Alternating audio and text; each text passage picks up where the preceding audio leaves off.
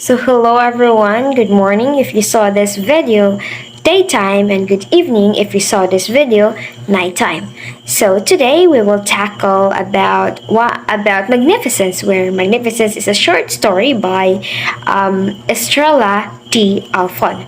But before we proceed to that, we have a motivation game where this game is questions where I know that all of you here or all of you here watching can easily answer this one. So let me read it first. You've just started a new job and you are very excited to meet your new colleagues. However, you've had negative experiences with the people in the past and find it hard to trust others easily. So how do you approach building relationships with your new coworkers while also protecting yourself from potential harm or betrayal? So you can comment down below your answer. So yeah, it is understandable to feel hesitant to trust others easily, especially after negative experiences in the past, right? So when building relationships with new colleagues, so it is important to strike a balance between being open and friendly while also being cautious and protecting yourself. So to figure it out, you have to be observant, you have to be transparent, honest, and you now let's proceed to the vocabulary. So first is apathetic, meaning showing or feeling no interest, enthusiasm, or concern. The second one is the eloquent, meaning clearly showing meaning. Then the third one is envy, meaning to feel a desire to have what someone else has. So next is magnificence, meaning greatness of appearance or characters or grandeur or glory. Next is fumble, meaning to handle something in awkward or clumsy. So next is squirming, meaning a wriggle or twist the body from side to side, especially as a result of a nervousness or discomfort. So next is scampered, meaning to run, move quickly, and often playful. So next is merenda, or merenda, or where it's a light meal in southern Europe. So that's it. So now let's proceed to the author's background. So the author of this short story is Estrella D. Alfon, where she was born on July 18, 1917, and she passed away on December 28, 1983. So at the age of 66. So she was a well-known, prolific Filipino author who wrote in English. She became a member of the UP Writers Club and was given the privileged post of National Fellowship in Fiction post at the UP Creative Writing Center. So next is she has won the Palanca Awards a number of times.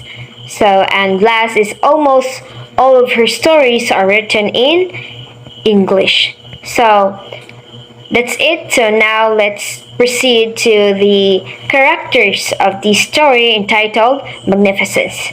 So actually there are four characters of this. I'm so sorry. Five characters of this story. So the first one is Vicente, where he's a bus conductor and tutor, late 20s, so dynamic, and he is the antagonist of the story.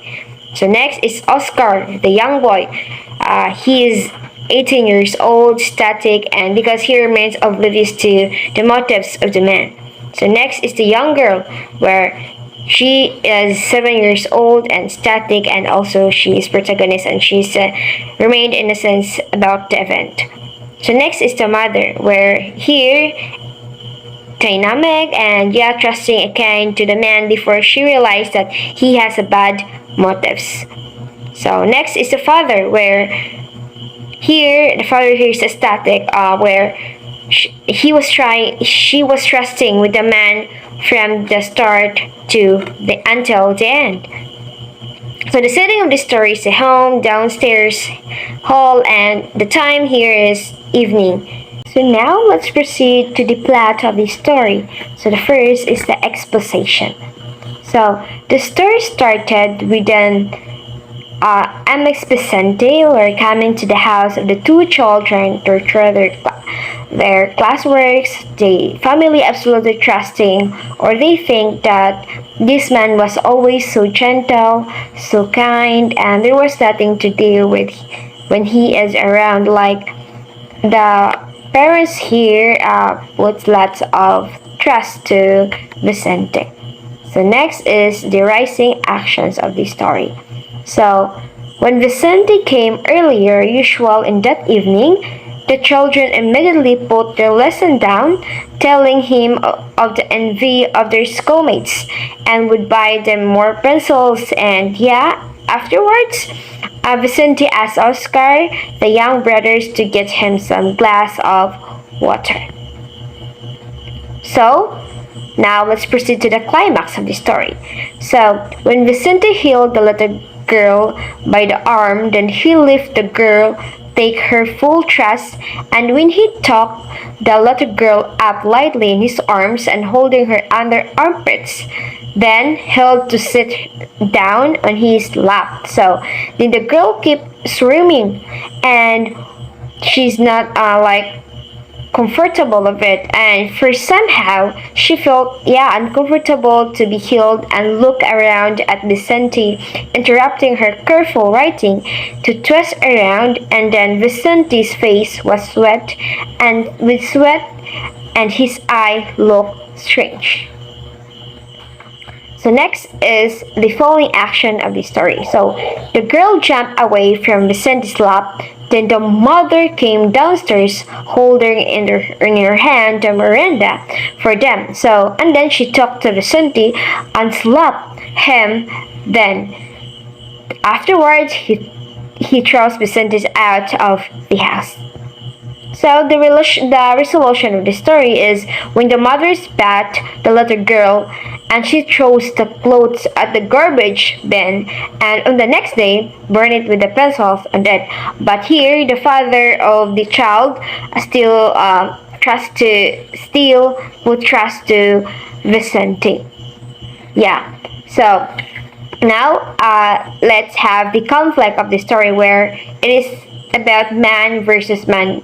Because when Vicente uses the trust and young girl's innocence to abuse here. So the theme of the story is about trust and love, then how the mother will turn to woman to fight for a mother's rights in terms of abuses. So of course, so as a human, we are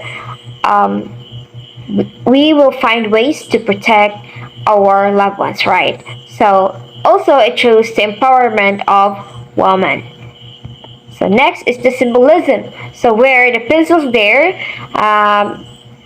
it symbolized, or it was said that during those times colorful pencils were hit, and so giving the kids these pencils are a form of bribe so that Vincent could get along with the kids well, and they would not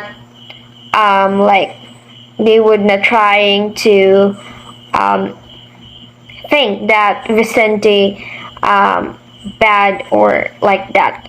So next is the point of view of the author. So the authors use third person point of view. So the omniscient point of view, because the author sees all, knows all, and tells all what is the story supposed to be.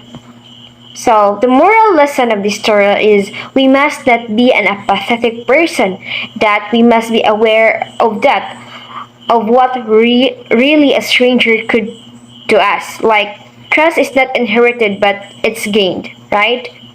So the moral of the story is that truth is not something that is automatically inherited.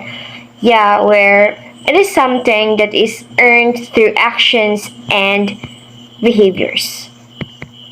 So that's it. So here, Magnificence in the story, it is a story of a mother, despite of being a woman, she did not hesitate to show and give all her might to shield her daughter from a abusive man. So here, magnificence, like if we translate in the Tagalog, magnificence means kadakilaan. So here in the story, it also shows how a woman find her strength to rise up against the man's abuse. Where in the story, Vicente I know, not trying, but Vicente deceived the family by showing the good side of him, which is the soft and the taming man. So here,